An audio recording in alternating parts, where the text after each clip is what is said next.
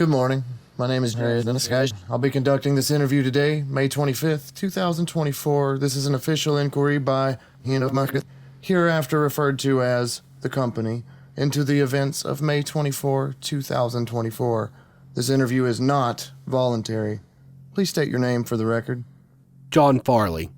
Right. What is your position in or affiliation with the company? I'm a security contractor. I run the surveillance and perimeter security for a company facility, which I only know as Warehouse 517. Right. Explain your duties in greater detail. We do exterior and entryway surveillance. 36 cameras in total. That's just the start. Cameras are important, but the company doesn't really pay us just to watch the warehouse. We have to secure it. There is one primary gate that allows traffic into the compound. We have 2 guards stationed there. Beyond that, there are 4 paths that split to each of the warehouse's entrances. My guys have checkpoints set up between those entrances and the main gate to verify clearance and purpose. So there's like a double layer of protection. Our job is to make sure that there is absolutely no one on the premises that is not allowed to be there.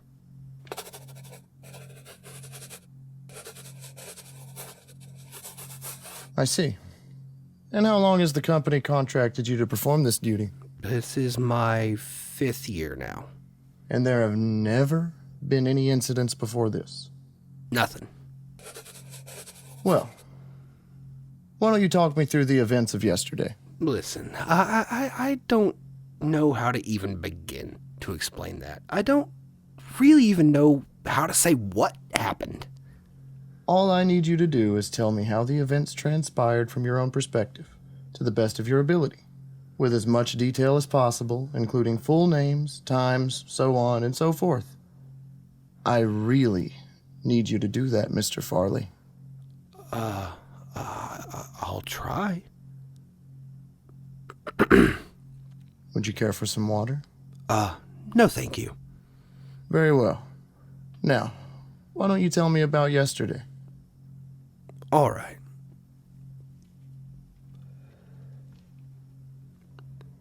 Yesterday started as an average day. Normally, the warehouse employees don't start showing up until 7, so I come in at 5 and my team gets there by 6. That gives us plenty of time to get set up. My office is just inside the main gate. It's a pretty small room, just big enough for a desk and a computer where I can monitor the cameras and keep track of the day's clearances. There's a pretty big storage room adjacent to it for equipment, whatever else the company may want us to keep hold of for them, but I'm not sure if that matters to you.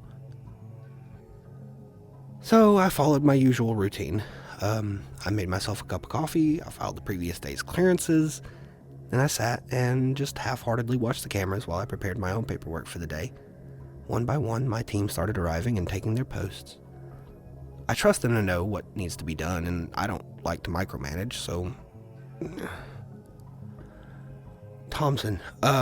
Eric Thompson, is almost always the first to show up after me. He's one of my best guys. He's been with me for almost 15 years in just about every job I've done in this field. So when I tell you he's reliable, I really mean that, but it was getting closer to 6 and he hadn't shown up yet. That was unusual, to say the least. Thursday, May 23rd, that is, Thompson had been off. He had been quiet and listless, a big difference from normal. Usually he was loud and restless, so I just assumed that whatever caused that odd behavior was the reason he wasn't there. Still, it was strange that he hadn't called to let me know or anything, just completely unlike him. I had Thompson stationed with Monica Hall at the main gate. They're both the friendly but take no shit types, so they work well together and are perfect for that post. Since he hadn't shown, it was up to me to cover for him and run guard duty. I double-checked all the cameras to make sure nothing was amiss, and then headed down to the gate. As I got closer to the guard shack, I noticed what definitely looked like 2 people inside. I picked up my pace a bit, rounded a corner, and sure enough, Thompson stood there next to Monica, joking like always. He noticed me immediately and must have seen how surprised I was. "What's wrong, John?" he said. I don't know why, but the way he said that filled me with dread. I stammered a reply and asked him when he'd gotten there. He seemed confused. He told me he'd been there since 5:30, like always. I'm getting older, my eyes aren't what they used to be for sure, but I think I would have a difficult time missing a man of Thompson's size on the cameras. It's not like he's a small guy. I didn't know what to say to that. Monica turned around then. Apparently she hadn't noticed any of our conversation.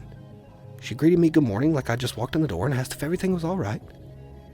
I said it was, that I was just making a round to kill some time. There was a nervous tension in the air. Maybe I was the only one who felt it. When I looked at Thompson, he smiled at me. I wished him a good morning and left the shack as quickly as I could. I made my round and went back to the office. I was still a little shaken about how I hadn't noticed Thompson. It was almost 7 by the time I sat down to check in on the cameras. Everything was normal except the camera inside the main gate guard shack didn't show Thompson. Monica was there filling out her portion of the daily paperwork, but Eric was nowhere to be seen. I checked every camera. I checked them all again. No sign of him. I radioed down to the guard shack. Thompson answered. I asked him where he'd been.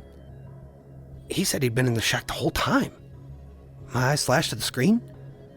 There was nothing of him. I asked him to wave at the camera. The picture I saw didn't change. Fighting back the rising unease, I decided that the camera had to be broken. An easy problem. A normal problem. And I had plenty of replacements. I let them know that I'd be down to replace the camera soon. Working on that took longer than expected. I couldn't focus because, it sounds silly, but it seemed like someone was staring at me. Monica and Thompson did their jobs as professionally as they ever have, checking in employees and truck drivers as the morning's business got underway, but every time I turned my eyes away from my task, it seemed like Thompson was looking away, like he'd almost been caught. When I got done with the camera, I went back to the office. Thankfully, Thompson was on the screen now. It was nearly 9 a.m. and the guard shack had slowed down for a while, so they were just filling out paperwork, waiting on the next person in or out. Thompson's eyes shifted to the camera. He stared right into me. I swear he did. And then he smiled wide, his large teeth looking menacing. The picture glitched, but only him. Nothing else. No other part of the video feed changed, just him. A shudder ran down my spine. He looked away. Suddenly, a security alert began to blare. You have to understand that security inside the building is not my responsibility. We call them internals, the guys who handle interior security. They're a whole different organization, but if something ever happens inside, we get an alert on our end. That's a signal for containment. We aren't supposed to let anyone pass any of our checkpoints. It had never happened before, but at least we were briefed, I guess. My first response was to check in with each checkpoint to ensure they were on high alert. I started with the eastern outpost. That's the pathway most trucks take to get out of the compound. I assumed whatever we needed to keep inside was on a truck. It made sense to me.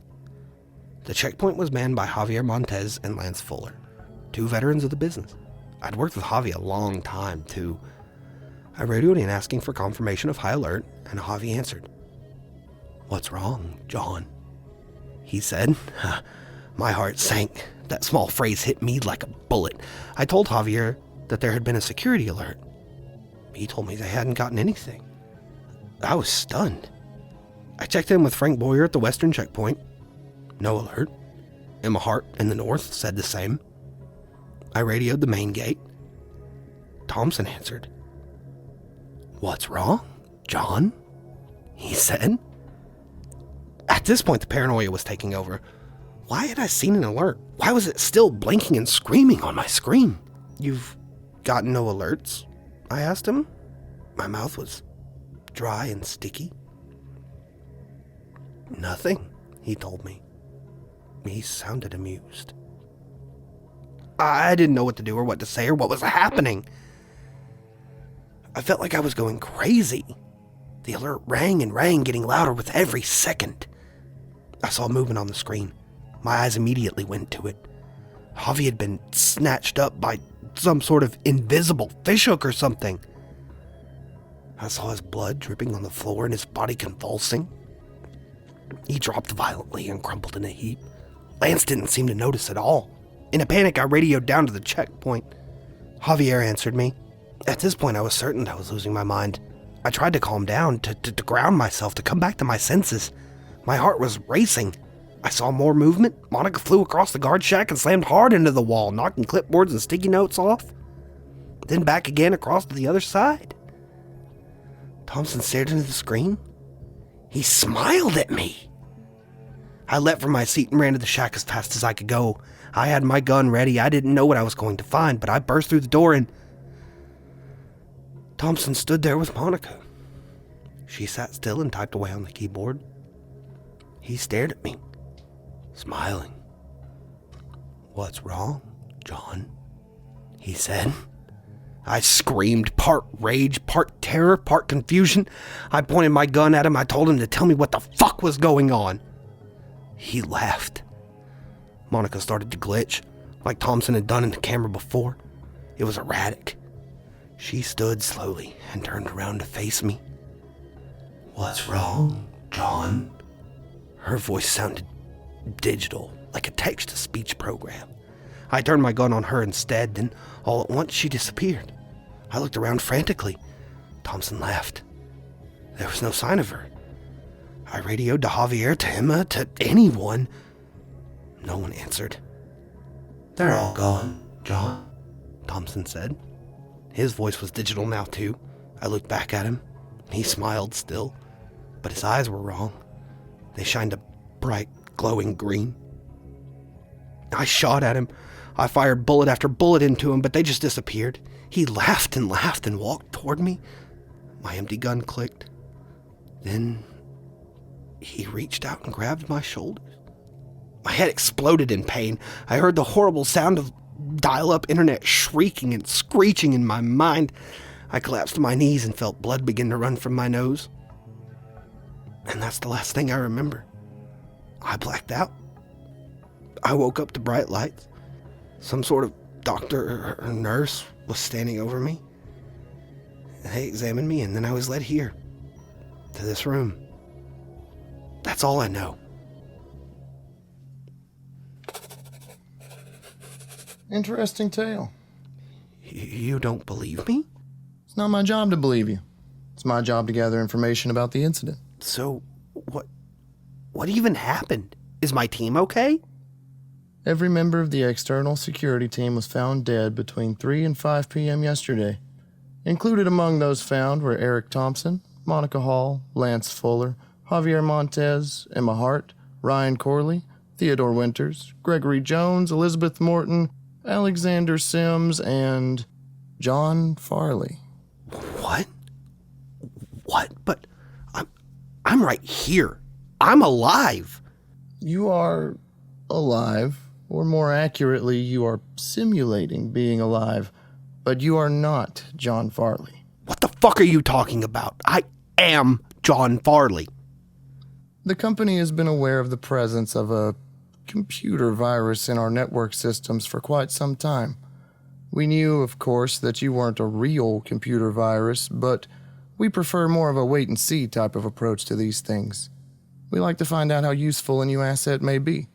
We watched as you integrated and mimicked the AI, and then we watched when you infected? Whatever you'd call it. We watched when you became Eric Thompson. If you knew already, what was the purpose of the inquiry? As I said, we like to collect data. That happens to be almost all of what you are. We were rather excited about getting to pick your brain, in all honesty. We have plenty of questions for you. What type of creature are you? Where did you come from? Do you remember everything about your victims, or... There's no need for that. You may not be human, but I know you'll die like one. And I am more than willing to defend myself. And what's stopping me from killing you right now? Well, as far as I can tell, you have to make contact with your host. We are separated by this table. I have a gun, and your feet are chained to the floor. You've no leverage here. So, what? You keep me chained in here and treat me like a lab rat? Yes. Or your other option is death. We think your abilities could be rather useful to us if we can figure out how to counteract the rapid deterioration of your host's body. How do you know about that? We never found John Farley's body. Eric Thompson's corpse was examined and, well, it looked fine from the outside, but the inside was completely rotten. The viscera sustains me. Perhaps we can work together to find an alternative source of food for you. I'm going to eat your insides one day. No, you really aren't. We'll talk soon. Goodbye for now, Subject 1.